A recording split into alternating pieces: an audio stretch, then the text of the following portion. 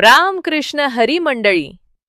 हिंदू संस्कृतीतील अत्यंत पवित्र आणि मंगलमय मानल्या जाणाऱ्या माघ महिन्याचा आज सर्वोच्च बिंदू म्हणजेच माघ पौर्णिमा. ज्या दिवशी निसर्ग आपल्या शीतल प्रकाशाने न्हाऊन निघतो आणि भक्तांचे हृदय विठ्ठल नामाच्या गजराने दुमदुमून जाते, अशा या पवित्र तिथीचे महत्त्व शब्दात सांगणे कठीण आहे. असे म्हणतात की माघ पौर्णिमेच्या दिवशी स्वर्गातील देव देखील पृथ्वीवर स्नान करण्यासाठी अवतरतात. भक्ती, शक्ती आणि मुक्ती यांचा त्रिवेणी संगम घडवून आणणारी ही पौर्णिमा आपल्या आयुष्यातील अंधकार दूर करून चैतन्याचा प्रकाश घेऊन येते. मंडळी, माघ पौर्णिमेच्या या पावन पर्वावर मी जी कथा तुम्हाला सांगणार आहे तिचे महत्त्व अगाध आहे. शास्त्र असे सांगते की या कथेचे फक्त श्रवण जरी केले तरी सर्व तीर्थांमध्ये स्नान केल्याचे पुण्य प्राप्त होते. पद्मपुराणामध्ये या कथेचे सविस्तर वर्णन केले आहे. म्हणूनच जर काही कारणास्तव तुम्ही या दिवशी कोणत्याही पवित्र नदीत किंवा तीर्थक्षेत्री स्नान करू शकला नसाल तर ही कथा संपूर्ण आणि मनापासून नक्की ऐका. तुम्हाला तेवढेच पुण्य लाभेल याची खात्री बाळगा.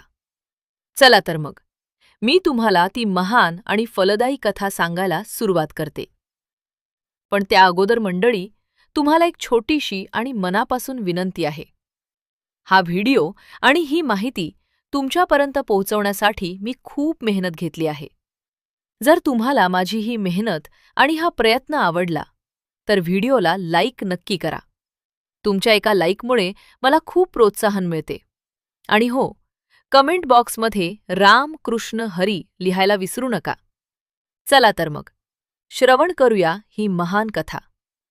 मंडळी, फार प्राचीन काळाची गोष्ट आहे. या पवित्र भारतवर्षाच्या पुण्यभूमीवर अनेक महान ऋषीमुनी होऊन गेले, ज्यांच्या तपश्चर्येच्या तेजाने हे जग उजळून निघत असे. अशाच एका काळात एका पवित्र अरण्यात महात्मा पुष्कर नावाचे एक श्रेष्ठ ब्राह्मण तपस्वी वास्तव्य करत होते. त्यांचे नाव पुष्कर असे सार्थ होते, कारण त्यांचे अंतःकरण कमळाप्रमाणे निर्मळ आणि पवित्र होते. महात्मा पुष्कर हे भगवान श्रीहरी विष्णूंचे परम भक्त होते. त्यांच्या मुखात सतत नारायण नारायण या नामाचा अखंड जोप चालू असे. ते वेदांमध्ये पारंगत होते, सर्व शास्त्रांचे ज्ञाते होते आणि सर्वात महत्त्वाचे म्हणजे ते अत्यंत दयाळू होते. परोपकार हाच खरा धर्म हे त्यांनी आपल्या जीवनाचे सूत्र बनवले होते. त्यांचा नित्यक्रम असा असे की ते ब्राह्ममुहूर्तावर उठत असत.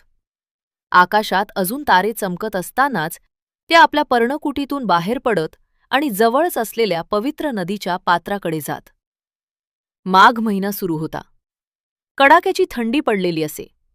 पाणी बर्फासारखे गार असे. पण महात्मा पुष्करांची निष्ठा इतकी अढळ होती की त्या कडाक्याच्या थंडीतही ते हरी ओमचा उच्चार करत त्या गोठवणाऱ्या पाण्यात डुबकी मारत असत. हे माघ स्नान ते केवळ स्वतःच्या शरीराच्या शुद्धीसाठी करत नव्हते, तर ते हे व्रत भगवान विष्णूंच्या प्रसन्नतेसाठी करत होते. त्यांनी अनेक वर्ष हे माघ स्नानाचे व्रत अत्यंत कडक नियमांनी पाळले होते. त्यामुळे त्यांच्या पुण्याईचा साठा मेरू पर्वता एवढा विशाल झाला होता. त्यांच्या देहातून एक प्रकारचे दिव्य तेज फाकत असे, ज्यामुळे हिंस्र श्वापदेही त्यांच्यासमोर शांत होत असत. एकदा काय झाले, या महात्मा पुष्करांच्या मनात तीर्थाटनाची इच्छा निर्माण झाली. त्यांनी विचार केला की या देहाचे काही खरे नाही. आज आहे उद्या नाही.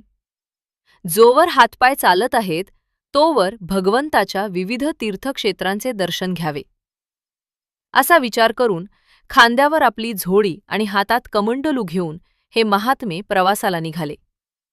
ते अनेक वने, उपवने, नद्या, पर्वत ओलांडत पुढे चालले होते.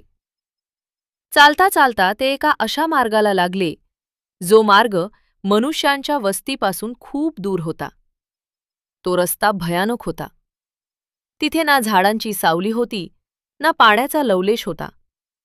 सगळीकडे फक्त काटेरी झुडपे आणि वाळवंटासारखी तप्त जमीन होती. चालता चालता महात्मा पुष्करांना जाणीव झाली की आपण रस्ता चुकलो आहोत की काय. कारण आजूबाजूचे वातावरण अचानक बदलू लागले होते. हवा जड झाली होती. हवेत एक प्रकारची विचित्र दुर्गंधी पसरली होती, जसे काही कुजलेले मांस आणि रक्ताचा वास यावा. आकाशात सूर्य दिसत नव्हता, पण उष्णता मात्र असह्य होती. आकाशाचा रंग काळा निळा आणि रक्तरंजित असा मिश्र झाला होता. ते पुढे चालत राहिले, कारण त्यांना माघारी फिरणे मान्य नव्हते. तपस्वी कधीही मागे फिरत नाहीत. ते हरिनाम घेत पुढे चालले, आणि अचानक त्यांना लांबून काहीतरी आवाज ऐकू येऊ लागले. ते आवाज मानवी होते, पण ते बोलण्याचे आवाज नव्हते. ते आवाज होते किंचाळण्याचे, रडण्याचे, विव्हळण्याचे, दया मागण्याचे. वाचवा, वाचवा, मला पाणी द्या, मला सोडा, असे करोडो आवाज एकाच वेळी कानावर पडल्यावर काय अवस्था होईल? महात्मा पुष्कर तिथेच थबकले.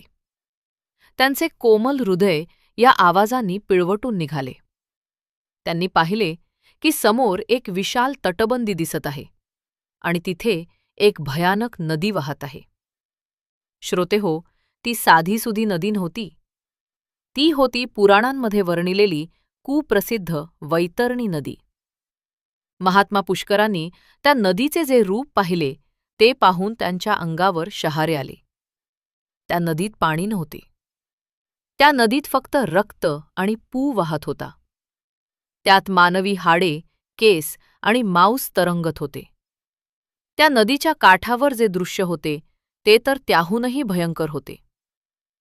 यमराजाचे दूत, ज्यांची शरीरे डोंगरासारखी काळी होती, ज्यांचे डोळे निखाऱ्यासारखे लाल होते आणि ज्यांच्या हातात लोखंडाचे काटेरी दंड होते, ते दूत हजारो जीवांना साखळदंडाने बांधून ओढत आणत होते.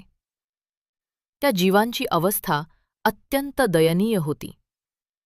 ते जीव ओरडत होते, गयावया करत होते, पण त्या यमदूतांच्या मनात दयेचा लवलेशही नव्हता. ते त्या जीवांना त्या उकळत्या रक्ताच्या नदीत फेकून देत होते. महात्मा पुष्कर हे सर्व पाहत होते. ते स्वतः पुण्यवान असल्याने त्यांना यमदूत पाहू शकत नव्हते किंवा त्यांना त्रास देऊ शकत नव्हते.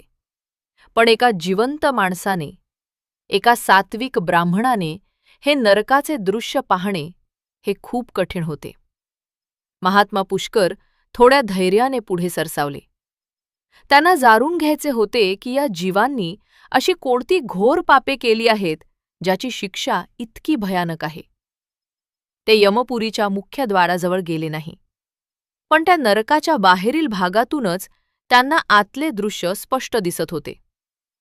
त्यांनी पाहिले की तिथे वेगवेगळ्या प्रकारचे नरककुंड आहेत. प्रत्येक कुंडातून आगीचे लोळ उठत आहेत.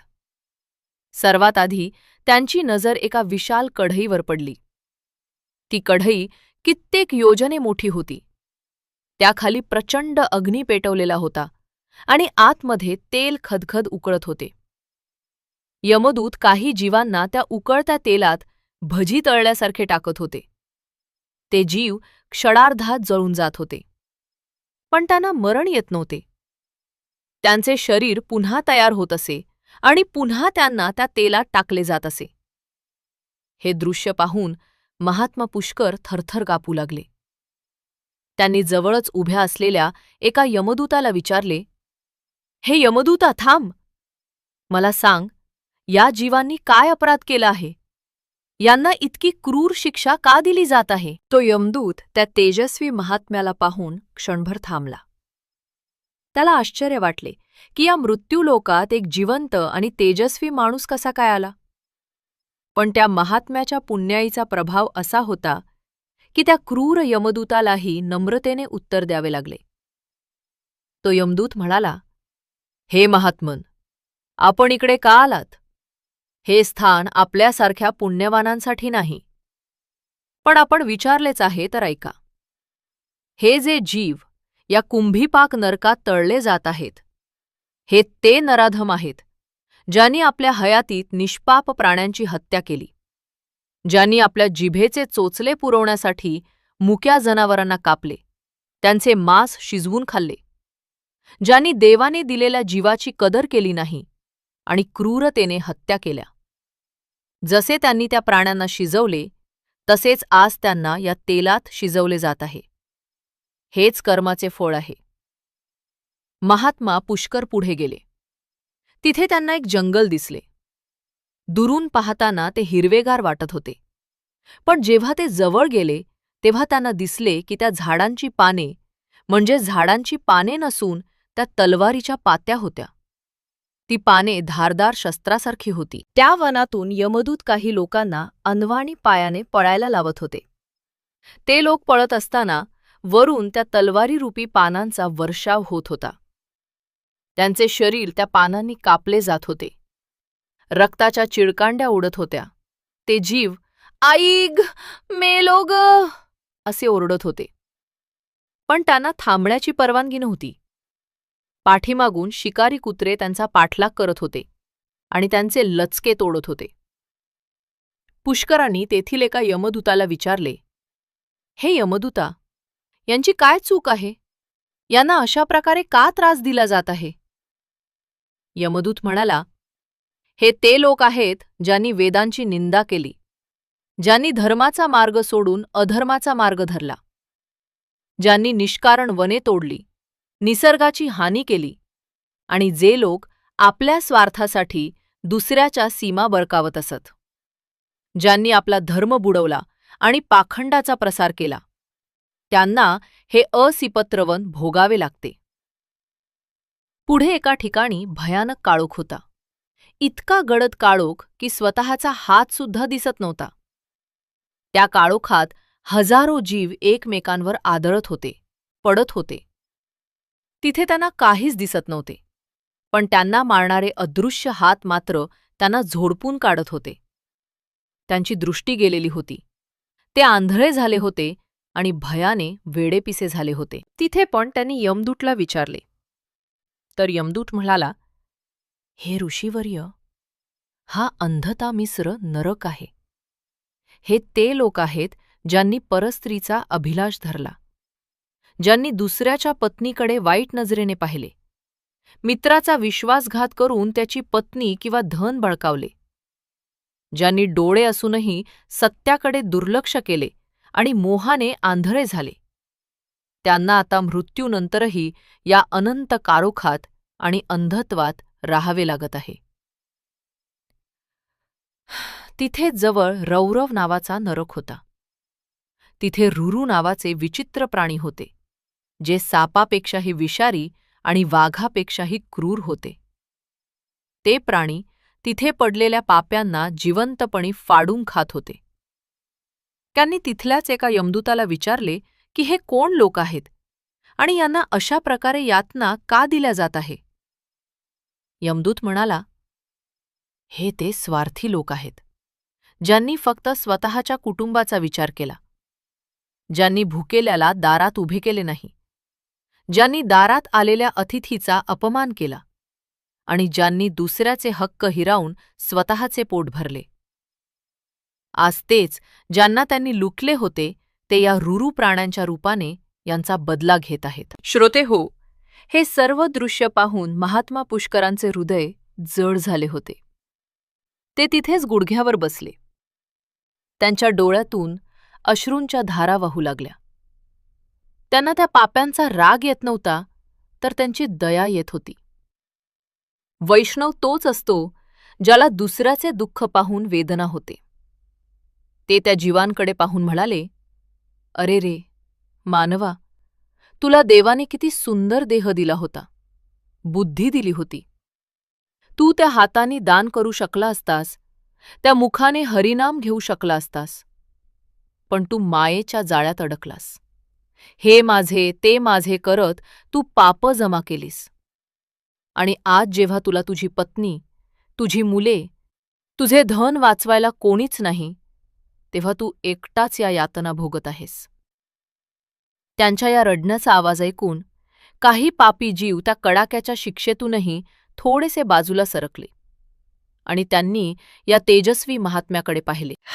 एका जीवाने, ज्याचे शरीर अर्धे जळाले होते, त्याने अत्यंत कष्टाने हात जोडले आणि म्हणाला, हे महात्मन, तुम्ही कोण आहात? या नरकात जिथे फक्त राक्षस आणि यमदूत दिसतात, तिथे तुमचे हे चंद्रासारखे शीतल रूप पाहून आम्हाला आधार वाटत आहे. आमच्या शरीराची आग तुमच्या केवळ दर्शनाने थोडी शांत झाली आहे. आम्हाला वाचवा महाराज. आम्ही खूप चुका केल्या. आम्ही अज्ञानी होतो. पण आता ही शिक्षा सहन होत नाही. आम्हाला यातून मुक्ती मिळेल का? त्या जीवाचे बोलणे ऐकून इतरही हजारो जीव तिथे जमा झाले. ते सर्वजण महात्मा पुष्करांकडे आशेने पाहू लागले. आम्हाला वाचवा, आम्हाला वाचवा. हाच एक आवाज तिथे घुमू लागला. महात्मा पुष्करांनी यमदूतांकडे पाहिले आणि विचारले, हे यमदूतांनो, हे जीव आता पश्चात्ताप करत आहेत. त्यांना त्यांची चूक समजली आहे. मग आता त्यांना आणखी शिक्षा का? त्यांना सोडून देता येत नाही का? यमदूत गंभीरपणे म्हणाले, नाही विप्रवर्य. यमराज कोणावरही अन्याय करत नाहीत. हे कर्मफळ आहे. जसे बाण एकदा धनुष्यातून सुटला की तो परत येत नाही, तसेच एकदा केलेले कर्म फळ दिल्याशिवाय नष्ट होत नाही. यांना त्यांच्या कर्माचा हिशोब पूर्ण करावाच लागेल. जोवर त्यांचे पाप संपत नाही, तोवर त्यांची सुटका अशक्य आहे.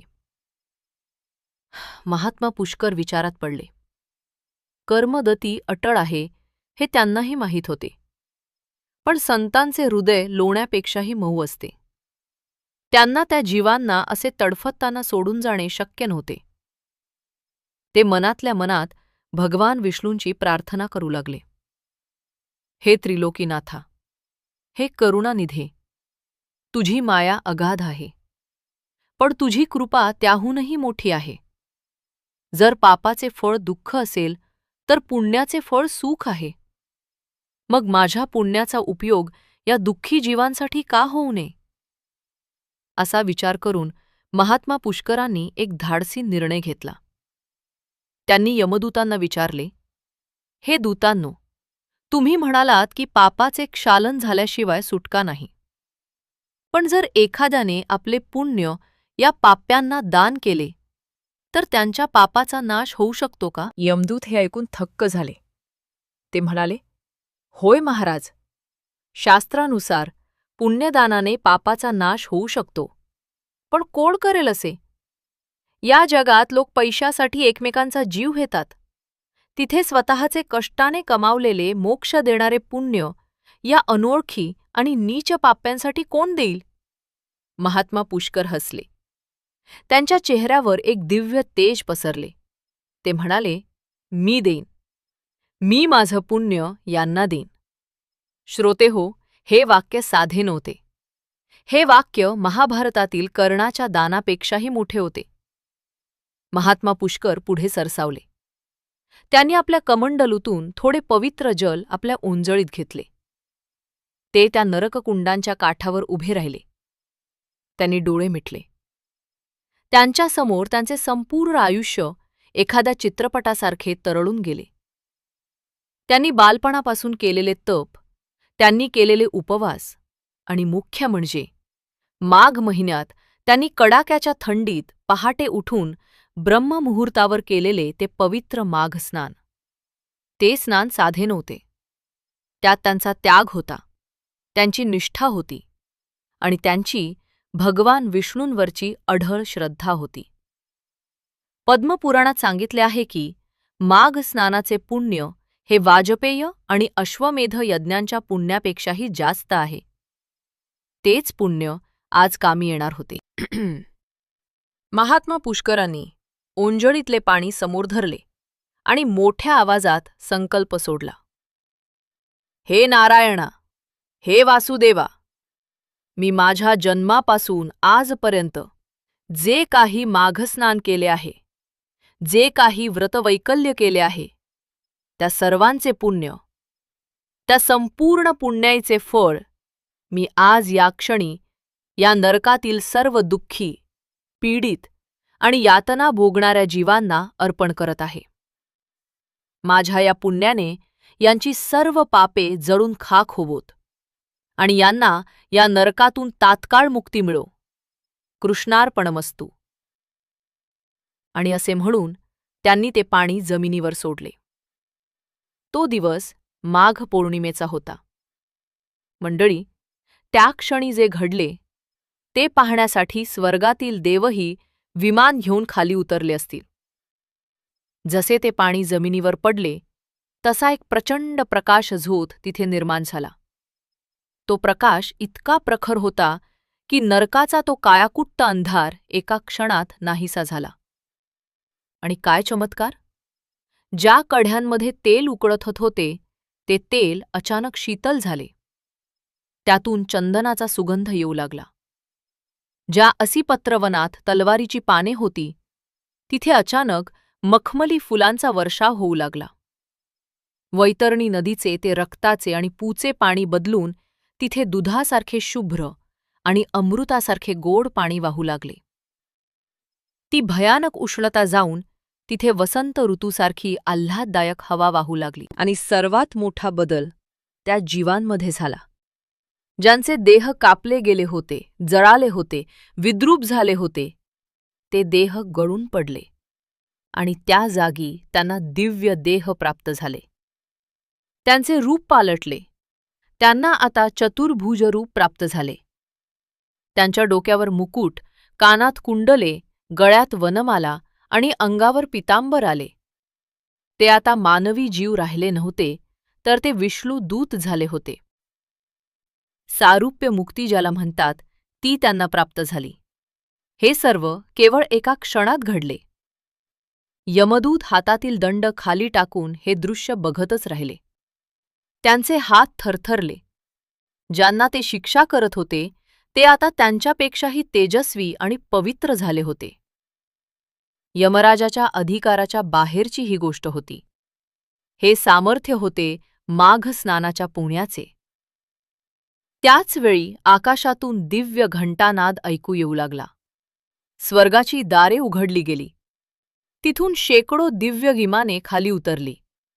ती विमाने सोन्याची होती. त्यांना हिरे माणके जडलेली होती.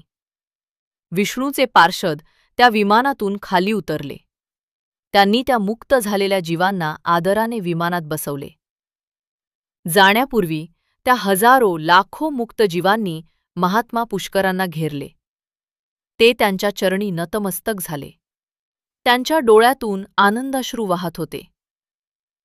ते म्हणाले, हे महात्मन, तुम्ही आमच्यासाठी केवळ ऋषी नाही तर साक्षात ईश्वर आहात. आमचे आईवडील, आमचे नातेवाईक, आमची मुले बाळे, ज्यांच्यासाठी आम्ही पापं केली, त्यांनी कोणीही आमची आठवण काढली नाही. पण तुम्ही आम्हाला ओळखत नसतानाही आमच्यावर इतका मोठा उपकार केलात.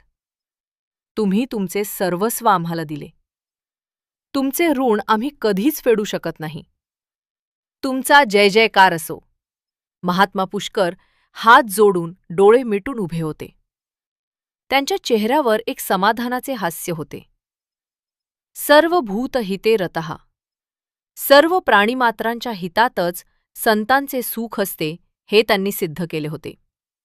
त्या जीवांनी पुष्कर महाराज की जय, भगवान विष्णू की जय असा जयघोष केला आणि ती विमाने आकाशात झेपावली. पाहता पाहता ते सर्व जीव वैकुंठ लोकाकडे मार्गस्थ झाले. यमलोक रिकामा झाला. नरकाचे रूपांतर स्वर्गात झाले होते. यमराज स्वतः तिथे प्रकट झाले आणि त्यांनी महात्मा पुष्करांना वंदन केले. ते म्हणाले, हे मुनिराज, आज तुम्ही माघ मासाचा आणि परोपकाराचा जो महिमा दाखवला आहे तो त्रैलोक्यात अगाध आहे. धन्य तुमची भक्ती आणि धन्य तुमचे माघ स्नान. श्रोतेहो, ही होती पद्मपुराणातील महात्मा पुष्कर आणि नरक उद्धाराची कथा.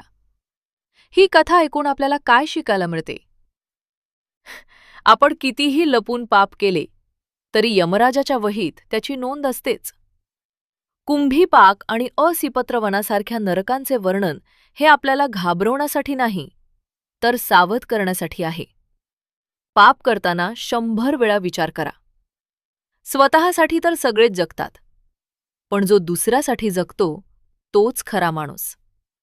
महात्मा पुष्करांनी स्वतःचे पुण्य दिले, म्हणून ते जगवंदे झाले.